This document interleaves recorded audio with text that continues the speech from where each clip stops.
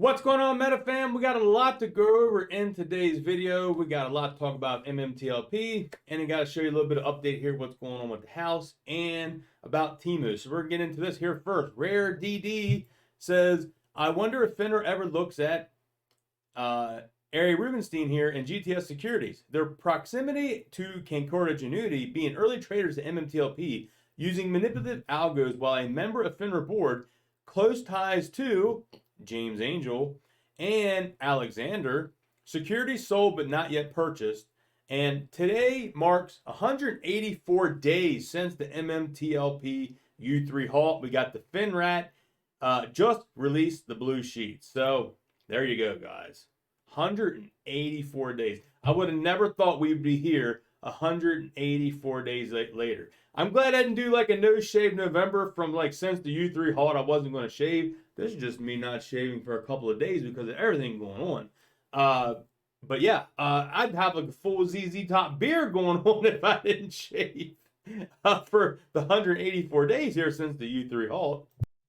Also, a little update here. The brand new plumbing is in, all the PVC is in, and today we did get the ceiling squared off so we can get the guy in for drywall. So that is the update on that, why things been going a little crazy. Not trying to get pricing on countertops and all of this, man. It is a lot going on right now, so I'm going to do my best. Also got vacation coming up next Sunday, so I got a lot going on, a lot of things happening. I'm doing my best to keep up to date what's going on here.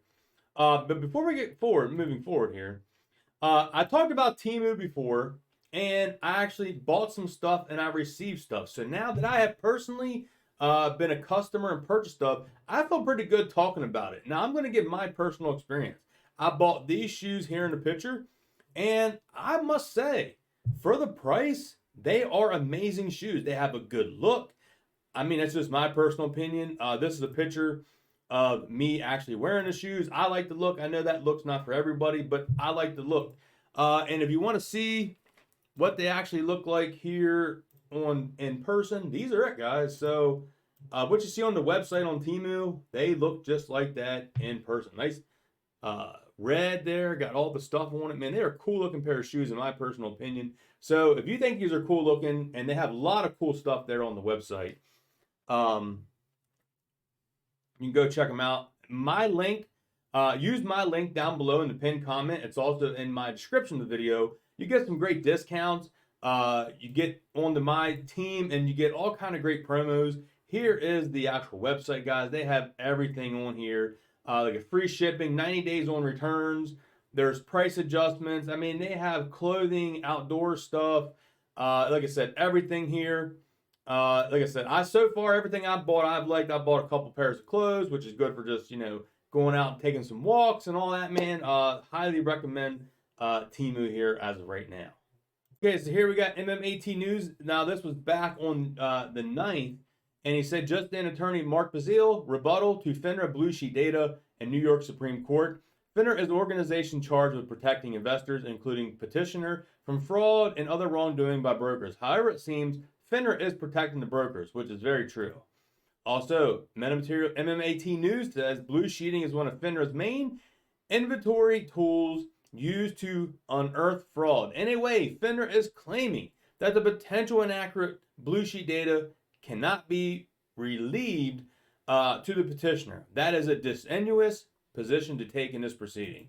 Now, Drew Diligence here, Free Commercials, did an excellent post and summarizing the whole response from Mr. Mark Basile in the Finra case. So that is what we're going to cover here in today's video. Let's go over it. And thank you, Drew, for summarizing all that, because sometimes all that legal court mumbo jumbo proceeding, it's a little hard to understand. Drew made it here where it's easy to navigate through this. All right, here we go. This is MMTLP summary of Basile's response to Finra. Mark says that the standard for claims and pre-action disclosure in New York is that it only has to demonstrate facts that fairly indicate a cause of action that has merit. He brings to the court's attention there is no heightened pleading standard for this type of petition. What that means is Mark does not have to provide an extremely detailed or a complex explanation when filing this type of petition, and that he only needs to present enough facts to show there might be a valid reason for it. Mark is also making the argument that his request for information is not fishing expedition, but legitimate effort to uncover the parties who are responsible for fraud and market manipulation. He claims that without the blue sheets, he cannot properly frame his complaint or name the defendants he wants to sue. Mark also argues that his request is reasonable and not overbroad or unduly burdensome. He specified the time that the information he is asking for, that the data they are requesting is essential to their claims of market manipulation and fraud. Mark also argued that the investigation filed privilege does not apply to Finra because it is an independent, non-governmental organization authorized to bring administrative disciplinary enforcement actions and not an emergency that brings forward civil or criminal actions. He stated that blue sheets, which they are compiled for administrative enforcement purposes and not to protect the investigative file privilege. For what it's worth, he is 100% right on this. Mark also argues that the information contained in the blue sheets should be granted to him because it falls in the category of factual or statistical data. And historically, information like this has been discoverable. He's right again. Mark says that this information is essential to his client's lawsuit, and Finra is the only entity that has it. Mark is disputing Finra's claim that the disclosure of the blue sheets would interfere with Finra's investigation. He says that they're only asking for blue sheets and not seeking any information relative to Finra's investigations at all. He also included an exhibit which basically breaks down how to read the blue sheets to show the judge and Finra's claim, stating he would know how to do so was ridiculous without merit. I agree. I think that Mark did a great job with this response. His arguments are clear, concise, and hold water. He was not messing around here. While he could have probably made some other minor arguments, relevance, stating there was a public interest, stating the need for the blue sheets outweighs any burden that would have been placed on Finra, prior precedent, nothing would have been more substantive.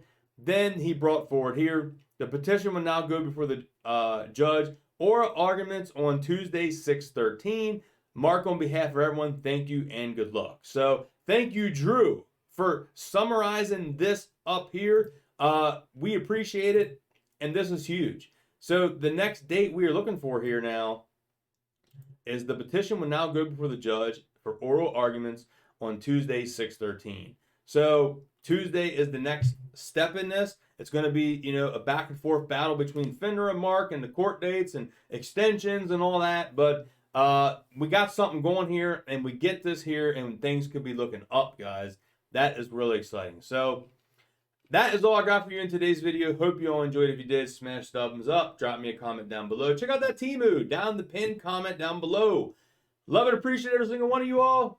Peace.